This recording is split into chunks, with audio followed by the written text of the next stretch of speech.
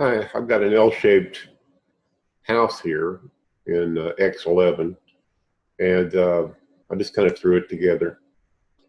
And we're probably going to have a gable roof here. Let's see, we'll make that big. There we go. So I'm going to open that, go to the roof tab, and set it to a full gable wall. Same thing for this one.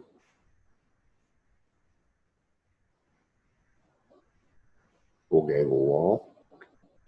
I use the wall break tool right there. Line my cursor up. So we have a gable here, here, and here. That's the idea. Yeah, there we go.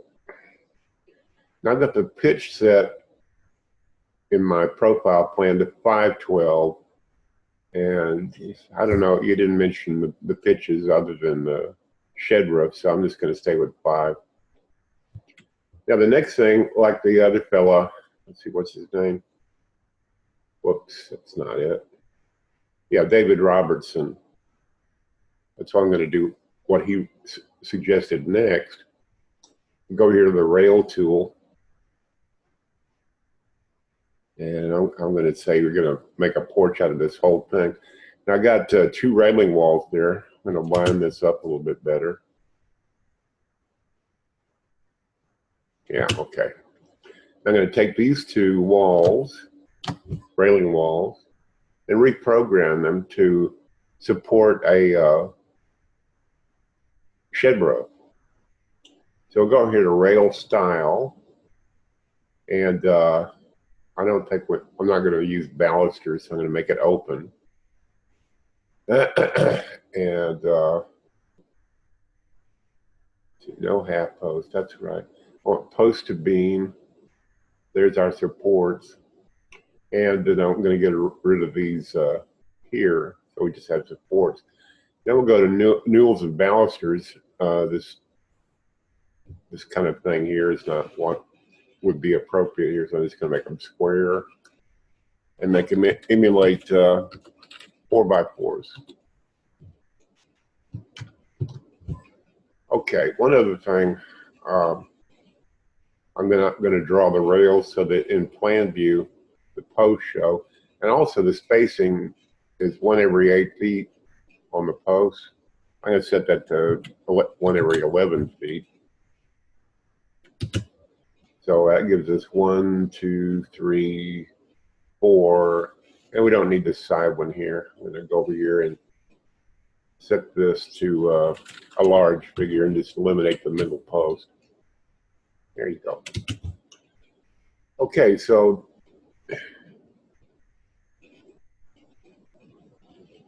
that's what we have so far. Now this, I need to call this a porch. There it is, porch. And I'm going to call it covered porch because it's going to be covered. And porch will give it a concrete floor. I'm going to lower the floor 3 inches so water doesn't run into the house when it rains and rains hard. One of the things I forgot is the edge of these 2 walls here. On the materials tab, I often forget to do this. See, we got a setting for exterior wall surface, and that's the edge here. So I'm going to take these 2 here,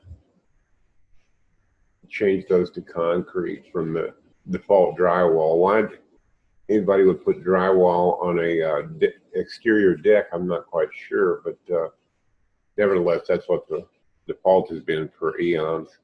So now that we got concrete there. Next thing I'm going to do is create a terrain plane, just for fun.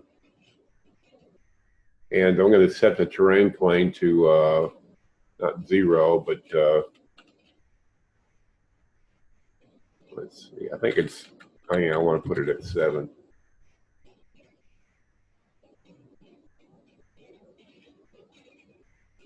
Okay, let's build roofs now.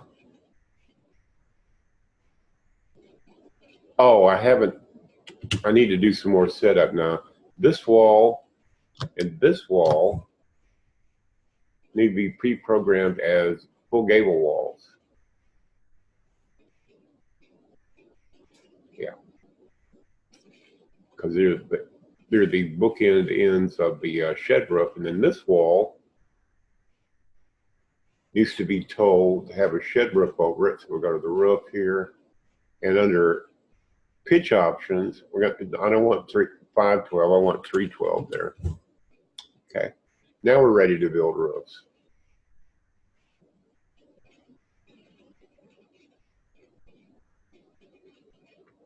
And it doesn't look like it did a perfect job, but let's see what it did do.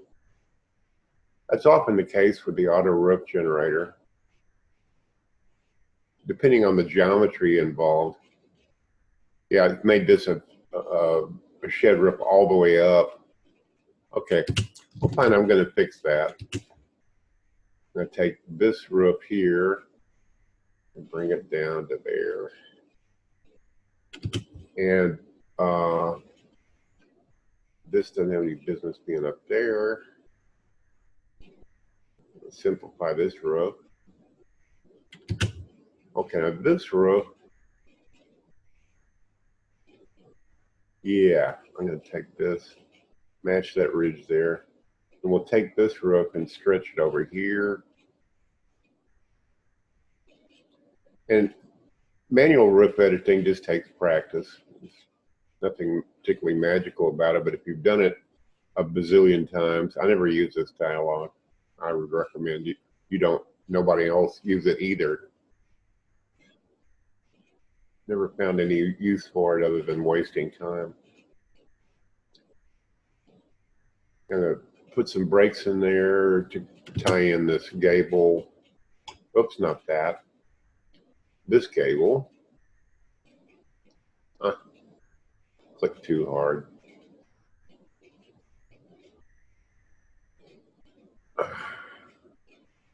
Okay, whenever the join roofs tool doesn't work, usually there's because there's an additional break on an edge.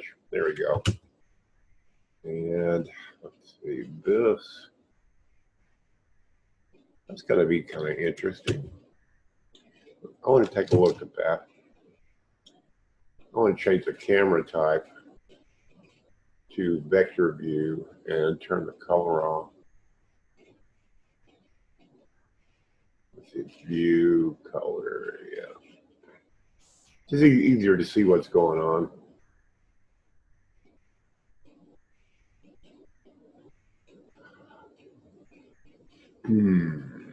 I think what I'm going to do, I don't need this one. Okay, what I'm going to do, I think, I'll take this.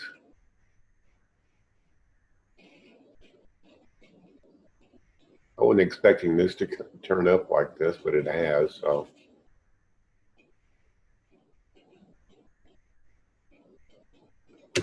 Now, I'm going to try to tie this to there. It did.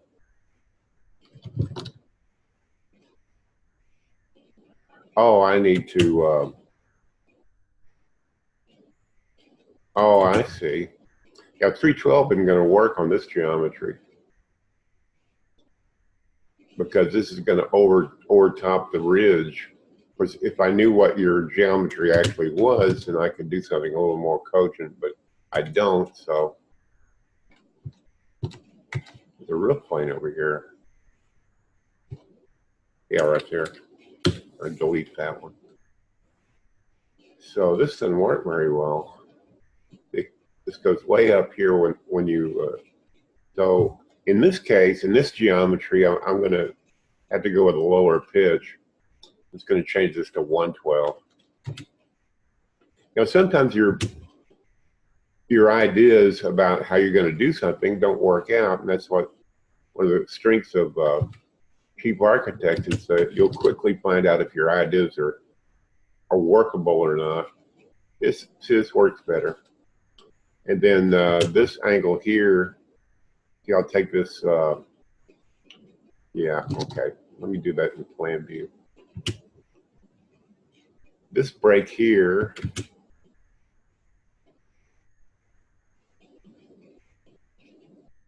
I think this angle is correct, yeah.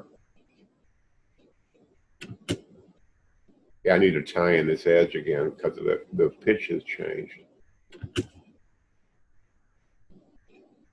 Yeah, we'll straighten that angle out and then reattach this. Okay, so that's done now. But that's how I would approach it. So depending on the geometry of the house or the floor plan will determine what you end up doing with the roof. But I think this is basically what you're talking about. And I would initially auto-generate it and then manually edit the results if it's not exactly what I want. But this is conceptually, this is what I think you're going for. Okay. Hope this helped. If it doesn't, well, I tried.